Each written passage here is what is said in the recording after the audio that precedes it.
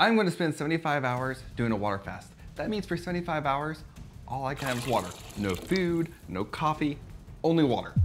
Now I know what you're thinking, 75 hours without food, that's crazy. Are you ready to go crazy? And you're not wrong. I do want to put a disclaimer here. Make sure that you talk to your doctor if you're going to do something similar. Make sure you have medical monitoring if you're going to do more than 72 hours. Now I love food. I love pizza, nachos, burritos. I tend to like salty food more than sweet food. One big focus I want to make sure I keep track of is I don't want to get cranky or exhausted over the next 75 hours, which means the key is going to be staying busy. Water fasting has been done across the world for generations, so it actually is safe, though it won't be easy. So why am I doing water fasting? When you eat food, you produce glucose. That glucose feeds your healthy cells. Great, you have energy, but also it feeds bad cells, which have been linked to dementia, cancer, a multitude of health issues. So by doing a water fast, it allows me to reset my body. It allows my body to spend time repairing itself and getting rid of those bad cells. As I go without food, I'll start to produce ketones. Those ketones will be used as energy instead of the glucose, which are produced from the fat on my body. This is the same objective as the keto diet. Ketones are thought to help improve cognitive health and overall health in your body. This is why the keto diet is so popular, because there's a lot of health benefits to ketones. Doing a water fast though allows me to produce ketones while also detoxing my body from all the bad things I've consumed over the past few months or years. I will be monitoring my weight, my glucose, and my ketones twice a day to see how everything is coming along. I want to make sure my glucose doesn't get too low, I want to make sure my ketones are rising, and I want to monitor my weight just for so. There will be some weight loss, which shouldn't be a big focus, but let's be honest, who doesn't love shedding a few pounds? Getting ready for my last meal before the fast. They say you're supposed to start with something light, so what did I do? Chicken pot pie. Makes perfect sense, that's a light meal, right? I know it's not. I'm already very nervous about this. 75 hours of eating. I decided to start after dinner, because then that means the first 12 hours are overnight. Though they say day 2 is the hardest. I'm excited for my breakfast tomorrow. A big cup of water. But let's go get that pot pie and savor it. Just after 10 p.m., no more food, bedtime. I really feel like I'm gonna regret this though. Good morning. It's been 9 hours now. Normally I begin up to have a cup of coffee. It's kind of hard to motivate myself to get out of bed a little bit because I'm gonna get up to have a cup of water. Let's do it. Do my weigh-in, my blood levels, get the day started. 10 hours are done. It's time for the weigh-in and the blood work to get my starting point. Okay, let's weigh in. Starting weight of 230.6. And I know it's not about weight loss, but it's good to know where I start. Blood work time. Got the little kit. I don't like stabbing myself. I'll start with glucose. Between 100 and 125 is normal. So as I'm fasting, I want to make sure I don't go below that. It's very unlikely I'm going to go above it. I don't know how I would, but if I go below it, then that's a problem as well. All right, I'll set up for the first shot. I don't want to do this.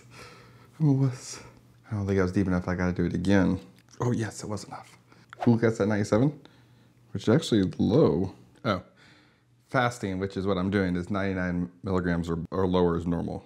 Whew, barely into this, and all of a sudden I'm having problems. Okay, time to test the ketones. All right, for the ketones, I gotta prick my finger again. The higher the number, the better. Though as I get further in this, I think I'll get closer to a 2. I should start out pretty low right now. I don't think I'm in ketosis yet, but let's do this.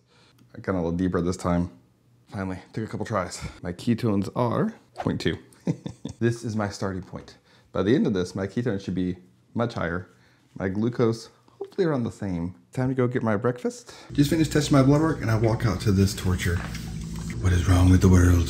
Took me a while to decide, but I decided to go with this for breakfast. A bottle of water. So far it's not that hard because it hasn't even been 12 hours yet, but I think it's gonna get much harder. Time to clean up my mess. We are now 12 hours in, and I came into the kitchen to get my yummy snack. More water. I've done intermittent fasting before, so 16 hours tends to be my threshold. So I feel like this afternoon is gonna be rough, especially when dinner starts cooking. I really need to clean that microwave. The key is to keep busy, so back to work, and hopefully I can keep myself busy so I don't sit here and think about food, because now that I'm thinking about it, I'm hungry. It is now lunchtime. It's very windy. The kids just made pizza, which was torture. It's gonna be a long 75 hours. It's kind of cold outside, but I'm going for a walk, trying to keep busy. My stomach's growling a little bit. Becoming a little tired. My focus is going away. And it's only been 14 hours. I fasted longer than this. I think some of it's just in my head. But go enjoy my walk, enjoy my lunch. Trying to decide whether to get fridge water or sink water. So many choices. This is for my health though. I'm doing this to be healthier. Whew. It's now been 17 hours since I've had any food. I actually feel kind of foggy. It feels a little weird. My head's starting to hurt a little bit right here. I miss coffee. I miss food. So this is gonna be a hard challenge. My wife's in there cooking dinner. It smells amazing. But I kept myself busy. Now it's gonna be the even harder part because usually now it's my downtime and I usually have more snacks. I didn't realize until today though, how many snacks I ate throughout the day. I randomly walked through the kitchen, grabbed some almonds, some pretzels, something. I am learning that I probably should track my calories a little better to help my fitness. First 24 hours is done. I'm hungry and tired. I'm already trying to think if I should be eating at 1 a.m. when the time's up or if I should sleep the next morning. It's rough, but it's worth it. But it's worth it. So it's time to do my blood test again, see where we stand, and then get ready for bed. It's 10 p.m. They say day 2 is the hardest, and day 1 is pretty rough, so I'm intrigued to see where this goes. All right, let's try this again. Okay, glucose. This morning I was 97, now I'm 91, so my glucose is down a little bit, not to a dangerous level. My ketones this morning were 0.2, we're up to 0.6, headed in the right direction. So according to this, I'm in low-level ketosis already in 24 hours. That's pretty cool. That means my body's already working to heal itself. Still got 2 more days, and then I have to start off some small meal. Though I'm so hungry, there's so many food commercials and so much on TV all the time. Day 1 done, nothing but water. I did spice it up and drink some warm water and some sink water and some fridge water. I'm just living on the edge here. All right, let's talk tomorrow. It is now 34 hours? 34 hours later, right? I actually woke up this morning with a lot of energy. I don't feel as hungry. I do have this coffee over here taunting me, but that's okay. I'm actually feeling pretty good. I'm also not near as foggy. It's kind of weird. I'm kind of surprised by that. Time to get my breakfast, you know, water, and time to do my blood work. See my glucose. Maybe I'm in ketosis now. Maybe that's why I feel more alert. Could be. So this time yesterday morning, my glucose was 91 milligrams and my ketones were 0.2. Last night, my glucose went down to 83 and my ketones were 0.6. Let's see where we stand today.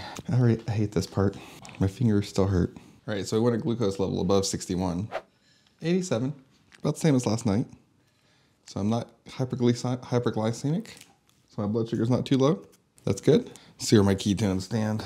Last night it was 0.6. It is 0.3. How'd it drop? It's very weird. Okay, I'm not sure how it dropped, but interesting to know. I went further out of ketosis. Maybe it's just my body adjusting. We'll see this evening how it does. I won't let it get me down. Keep going, see how we go this evening. If I'm low again this evening, then I'm gonna have questions because I should be getting closer to ketosis. All I've had is water. Time for the afternoon walk, 26 hours in. I have to be honest, I've thought about giving up a few times. So hungry. I've actually drank warm water just to kind of change it up. Gone from fridge water to sink water. There's only so many different types of water. And it was a little demoralizing this morning to not be in ketosis for my ketones to actually drop. But I'm gonna stick to it, trying to keep active. From what I read, the second day is the hardest. And it is hard. I'm so hungry. I thought maybe I should just do this challenge in a few weeks. Eat right now. Why push it off? I'm debating what type of food to eat once I can eat again. I'm really hoping for gnats, so many bugs. Downside living in Florida, bugs everywhere. I'm debating what kind of food to eat once I can eat again. You're supposed to start off something small. We'll see how tomorrow goes, because I'm really wondering if I should just stay up till 1 a.m.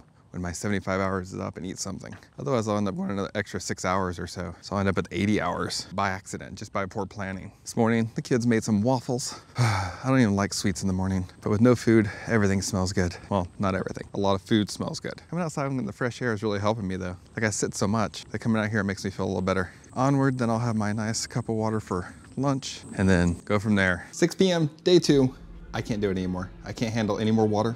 I drink warm water, I drink fridge water, sink water. It's too much. I'll come back to do it again, but I'm gonna have some pretzels, kind of ease into food again. So I made it 44 hours. The goal was 75. I'll come back and do it though. I'm gonna save this for the future because I'm gonna come back and do 75 hours. I gotta be better prepared though. Now that the fog's gone a little bit, I wanna mention a few things that I did learn through this challenge. Because though I didn't make it to 75 hours, I still noticed a difference. It was hard to not eat food or drink coffee. Those are the 2 hardest things. So a lesson I've learned for the next time I do this is to taper down my food. But there were still some benefits from this. I did notice my craving for sugar and other things kind of depleted in a little less than 2 days. And I will try it again. I will be prepared for the grogginess, the tiredness, the hunger, and figure out how to do it. If you wanna do it, highly recommended. Make sure to talk to your doctor first. Even in a couple days, I noticed a difference in how I felt. I noticed a difference in my craving. So I can only imagine if I get to 75 hours and get to true ketosis, how much different it would have been. Back to past me. Next time I will succeed. Thank you for watching. Make sure and check out this video right here where I tried bench pressing for 33 days to get a stronger chest.